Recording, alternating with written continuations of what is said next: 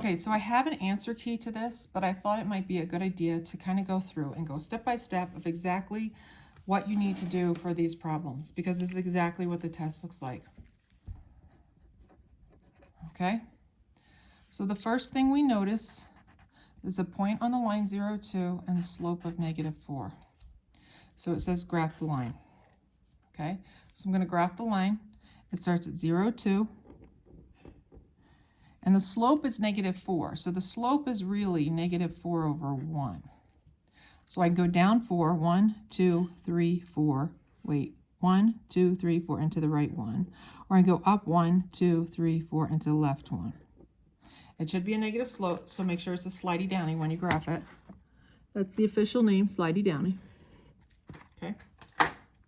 So I would graph it first to get the big picture. There it is. That's what we're looking at. Okay. Point slope form. So we need it in point slope form. Before you even do this, you need to write down or have an idea where you're going. If you don't know what point slope form is, how do you know if you've even arrived at the correct place? So I would write right under here, y minus y1 equals m times x minus x1.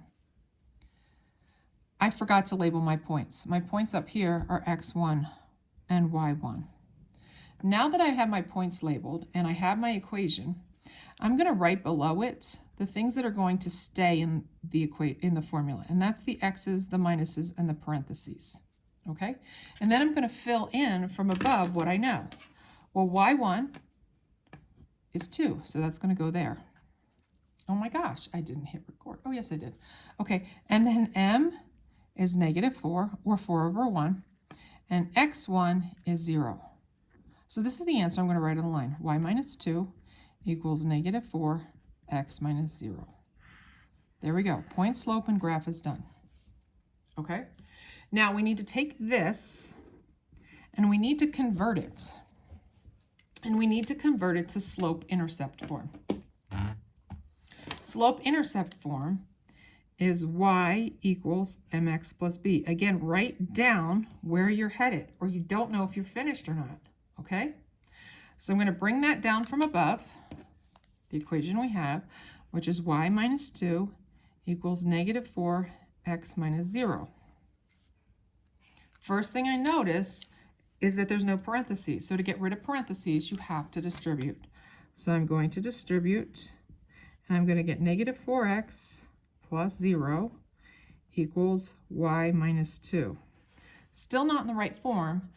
The parentheses are gone, but notice I need y by itself.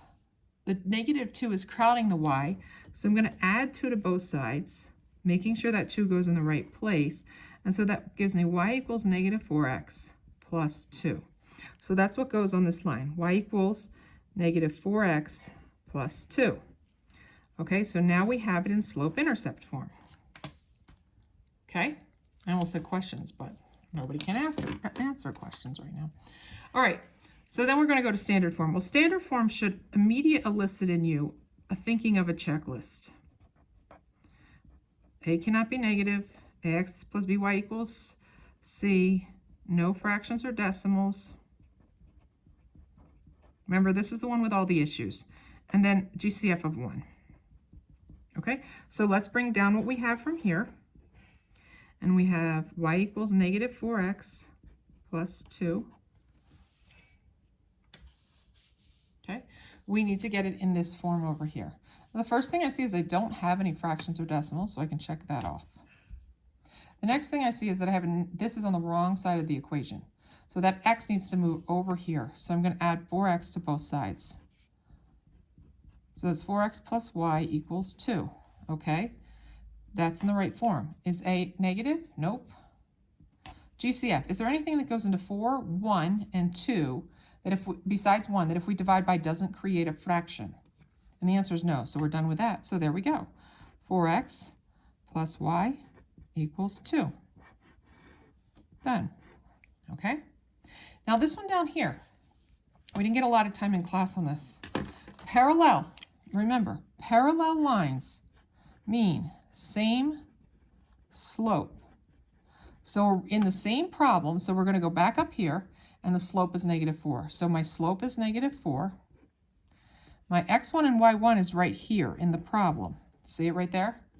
So x1 is 2 and y1 is 3.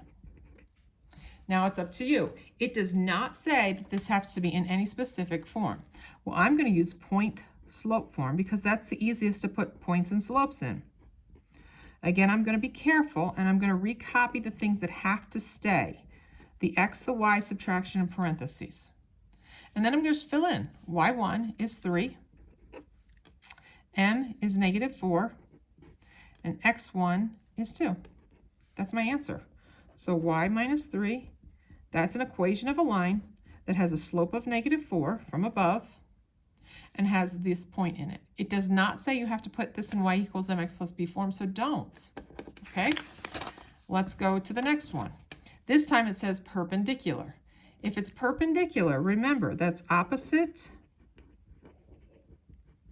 reciprocal, which means change the sign, flip the fraction. Okay? So I'm going to come back up here. My slope was -4/1. So that means my perpendicular slope is going to be, change the sign, it was negative, so I'm going to make it positive, and I'm going to flip it over, so it's 1/4. Here's my point. x1, y1. I'm going to fill it in. Y minus y1 equals m times x minus x1. That's an equation of a line. I'm going to keep what I need, fill in what I know. y1, 4. m, 1/4. x1 is -2. Now when you write this on the line, don't write -2. What should you write? You should write +2. So the answer here would be y minus 4 equals 1/4 x plus 2. Okay? That's how you do the first problem. All right, let's come over here and do the next problem. The next problem is a little bit different. It's giving you 2 points, and that's all it's giving you. I highly recommend before you start to graph these 2 points. That's really going to give us the big picture, the conceptual idea. So 2, 4 is 1, 2, 1, 2, 3, 4. And then -1, -3. From here, you could count your slope. Don't forget your arrows on the end. From here, you could count your slope. So if I start it here, I could go down 1, 2, 3, 1, 2, 3, 4, 5, 6, 7. So it's down 7. And then to the left, 1, 2, 3. So that's -3. And so that's what it says my slope is. Okay, good. -7, 3. So I graphed it correctly. Then it says using slope formula, prove this. Okay, well, slope formula you have written on your cheat sheet, or you should, y1 minus y2 over x1 minus x2. Well, you better label your points so you know what you're dealing with here. Here's my x1, here's my y1, here's my x2, here's my y2. It really doesn't matter. Just make sure you don't put x2 with y1. You can't do that. Okay, so let's just fill in what we know. y1 is 4 minus y2, which is -3. Watch that. Okay, negative. That's going to mean something important, right? x1 is 2. x2 is -1, so that's subtract -1. Again, negative. So 4 minus a -3 is really 4 plus 3, which is 7. And 2 minus -1 is really 3. And so there's my slope. We proved that that's my slope by using slope-intercept form. Okay? Now we're going to go do point-slope form. Remember, it's y minus y1 equals m times x minus x1. That's what we're looking for. Let's write down what we know, or what we keep, sorry. And let's just fill in what we know. What do we know? We know y1, from up here, we already labeled it, is 4. We know m is 7/3. Not fun, but there it is. And x1 is 2. So what goes on the line? Y minus 4 equals 7/3 x minus 2. Done. That's what we need for point slope. Okay? Now, we're going to come down now, and we're going to do slope intercept. Remember, our goal is y equals mx plus b. So you want to have your goal somewhere so you know what you're aiming for. So we're going to bring down what we have, and this is what we have so far. So y minus 4 equals 7/3 x minus 2. First thing I notice, there's parentheses. I'm going to distribute. So I'm going to get 7/3 x, and then 7/3 times 2 is going to be 14/3. And I'm running out of space, so I'm going to bring this up over here and continue my work here. So y minus 4 equals 7/3 x minus 14/3. You see that? And remember, my aim is y equals mx plus b. What's the problem here? That 4. So I'm going to add 4 to both sides. Now, this is where some of you get in trouble. You don't know how to do fractions. So let's pull out our handy dandy TI 8483, and let's do it on here. I know, low battery. So I go to the home screen, and I'm going to put in my fraction of negative 14/3. You have to use the negative key down here. Okay, so negative 14 divide by 3. What are we adding to that? We're adding to that a 4. Now, I don't want this answer in decimal form because it's going to give me repetend, I think, and it's also, I don't need decimals and fractions in the same problem. So we're going to tell the calculator, give me the answer in fraction form. To do that, you go to your math key, which is right here, I'm pointing at it. And notice this is going to tell my calculator, do the problem, but give me the answers of fractions. So we're going to hit enter. And now it's telling it, okay, do this problem, answer should be a fraction. Hit enter, and it's negative 2/3. So we have 7/3 x, which was already there, minus 2/3. Are we in y equals mx plus b form? Yes, there's no rule against fractions in y equals mx plus b form. And so I'm going to come over here, and I'm going to write y equals 7/3 x. Do us a favor and write it on the line so we can find it. Minus 2/3, and then maybe put some marks around it so you got it. Okay? All right, now we're going to take that, and we have to get it into standard form. Standard form should right away, I need my checklist. ax plus by equals c. A cannot be negative. No fractions or decimals. And GCF of equals 1. Okay? So we're going to bring down that. So y equals 7/3 x minus 2/3. The first thing I notice, there's fractions. I don't want fractions. I need them gone. How do I get rid of the fractions? Well, I have 3's in the denominators. The only way to cancel out 3's in the denominators is to have 3's in the numerators, which we don't have. Well, let's make that happen. As long as you do that to everything in the problem, you're allowed to do that. Okay? So now we have 3y. We can cancel because we have a 3 in the numerator and the 3 in the denominator, so that becomes a 1. So we're just left with 7x. We have a 3 in the numerator and 3 in the denominator, and that just leaves me with negative 2. Okay, good. I can check off no fractions. Done. Now it's in the wrong order, so I need to subtract 7x from both sides because I need to have ax plus by equals c. So I have negative 7x plus 3y equals negative 2. And like I said, this is the one that has all the issues that we need to help it with, okay? We're already in ax plus by, but now it has another problem. The a is negative. So I'm going to bring it up here so I have some more room. Negative 7x plus 3y equals negative 2. I need to make this positive, so that means I need to divide everything by a negative 1. So that's 7x minus 3y equals 2. Okay, and that is what goes on the line. We are now done our checklist because a is not negative and the GCF is 1. Done. Okay? Moving on. Write an equation parallel to the original, but going through this point. So here's our point, x1, y1. If it's parallel, what did I say on the first page? Same slope. So let's look up here for our slope. It's 7/3, so our slope is 7/3. Again, I didn't tell you what form to put it in, so do y minus y1 equals m times x minus x1. Write down what we're keeping. and then fill in our blanks. y1 is 3, m is 7/3, and x1 is 1. We are done. That's our answer. You do not have to take it to y equals. Okay? All right, last one, perpendicular on this page. Perpendicular means opposite reciprocal. Flip the sign and flip the fraction, change the sign. Well, the original one up here was 7/3. So the perpendicular one is slope is going to be -3/7. I flipped it over and I changed it from positive to negative. Here's our points, x1, y1. I'm going to come over here and do it. So I have y minus y1 equals m times x minus x1. Let's leave what we need.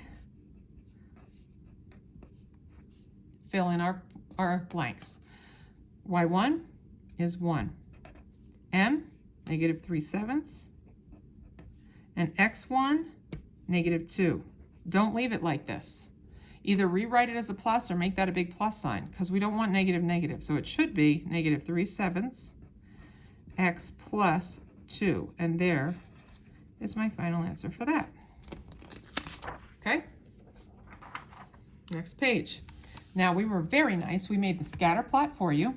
We even put our line of best fit. We figured that out. And it says, describe the relationship between SAT and the first semester college GPA in terms of strength, direction, and form.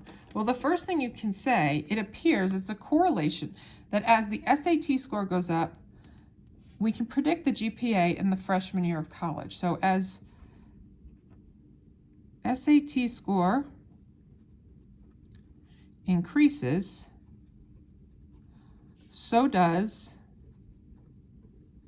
predicted GPA. Does that mean that's actually going to happen every time? No, it doesn't.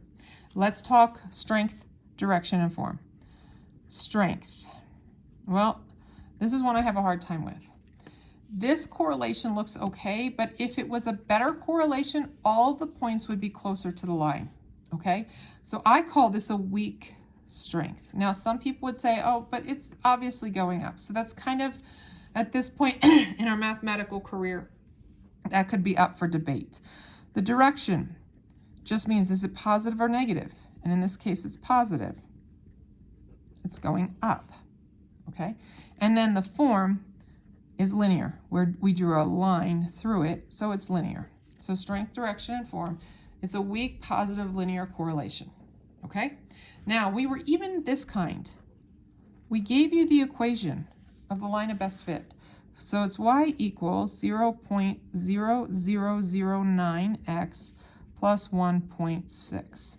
And I want to know what's the predicted GPA if our SAT score is 1500. What you have to decide is what 1500, is that your x or your y? Well, if you're not sure, look back up here. The SAT score is on the x-axis.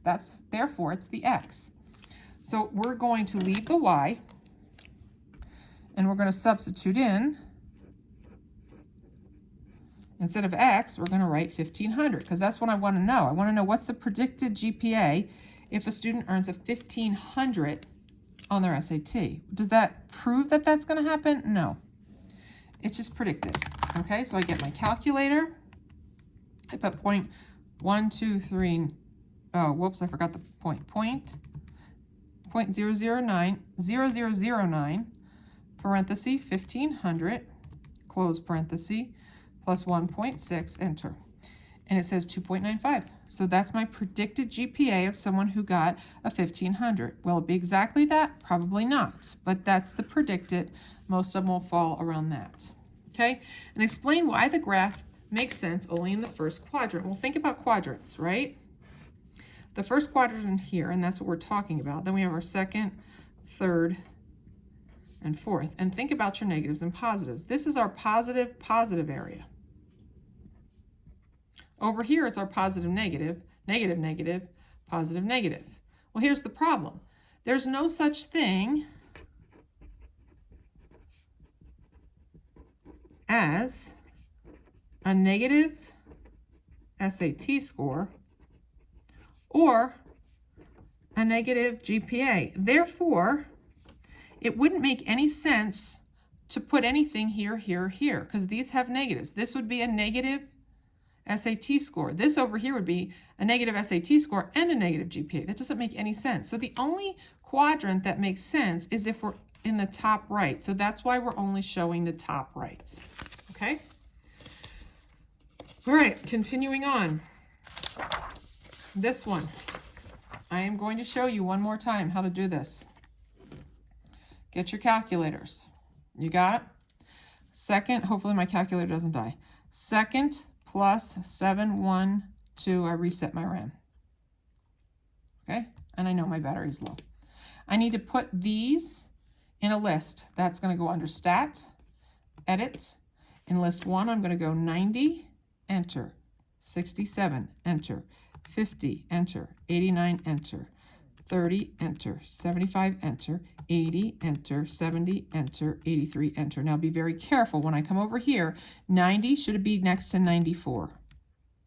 67 should be next to 75. 50 should be next to 54. 89 should be next to 90. 30 should be next to 60. 75 needs to be next to 82. 80 should be paired with 90. 70 should be next to 85. And 83 goes with 88. If you have one list that's longer than the other, you're going to have a problem. And I would put this on my cheat sheet. Okay? Now, you could look at the graph at this point if you want, or you can just go straight to finding the linear regression line. The linear regression line, here's how you find it. You would hit your Stat key. Oh, you can't see that. You'd hit your Stat key. You're going to go over to Calc. And you're going to pick number 4, Lin, Reg, AX plus B. And AX plus B should look familiar. That looks like Y equals MX plus B, except instead of an M, we have an A. So we're going to go down to 4 and hit enter. Now, it depends on your calculator. You'll notice on mine here, I have this word calculator. If you don't have calculator in the TI-83s, you just push enter at this point. I'm going to come down and hit calculator and hit enter. And it's going to give me a screen that looks like this. Do not write this on here. You could put A equals and B equals, but on the line, you better give me the answer. And it says round to the 10th place. So A, in this case, is 0.65, so that's going to be 0.7. And B is 33.31153, whatever, so it's 33.3.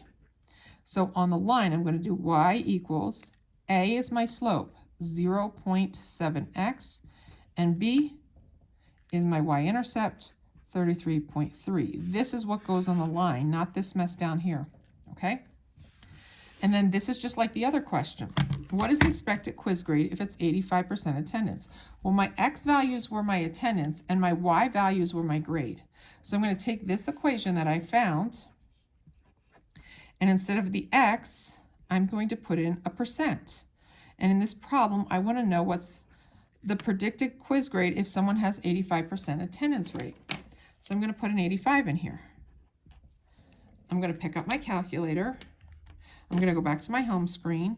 I'm going to put 0.7 parentheses, 85 close parenthesis, plus 33.3, enter. And my predicted score would be a 92.8%. Okay? That's what I'm predicting the overall grade would be. All right, we're almost done. Number 5, graph. I hope you know how to graph. Here's my B, -3. 1, 2, 3, there it is. My slope is 2/3. So I rise, and then I run. Okay? So I can go up 2, 1, 2, and run 1, 2, 3, and put a dot. Or I could go down 2 and to the left, 1, 2, 3. Do not give me a wimpy, funky line. Get out a straight edge, and I'll give you straight edges. Connect the dots and put arrows at the end. Don't give me some wimpy line. I don't like those, okay? And then this one's y equals x. This has a lot of invisibleness going on. I get so many people that give me this a vertical line. This is not a vertical or a horizontal line because we have a y and an x. We just have a lot of invisible stuff. In front of the x, we have a 1/1. There's my slope. And next to the x, we have a +0. There's my y-intercept. So we're going to start at 0, 0, and go up 1/1, up 1/1, up 1/1. This is the perfect diagonal. I love it. It's beautiful. And so we connect them. There's my perfect diagonal line with arrows at the end. Beautiful. Bonus, convert this back to slope-intercept. Well, slope-intercept is y equals mx plus b. So this one, we're going to take it from standard to this. Well, this should be, you just need to get y by itself, basically. So I'm going to subtract 5x from both sides. So now I have 2y equals negative 5x plus 8. Y is still not by itself. I need to get the 2 off of it. So I'm going to divide everything by 2. So I get y equals negative 5/2 x plus 4. There we go. Bonus done. Remember, if you don't try the bonus, you will lose points for not attempting the bonus. Okay, so that I would recommend to take a lot of what we just did and put it on your cheat sheet. Put some of these problems on your cheat sheet. Put some, say, number 1, this is how you do it. Give yourself some notes. Distribute. Things like that. Start at the y-intercept. Rise over run. They're the kind of things you're going to want to put on your cheat sheet. All right, so if you have any questions, of course, just contact us, Mr. McGrath, myself, Mr. Wells. Otherwise, good luck on the test.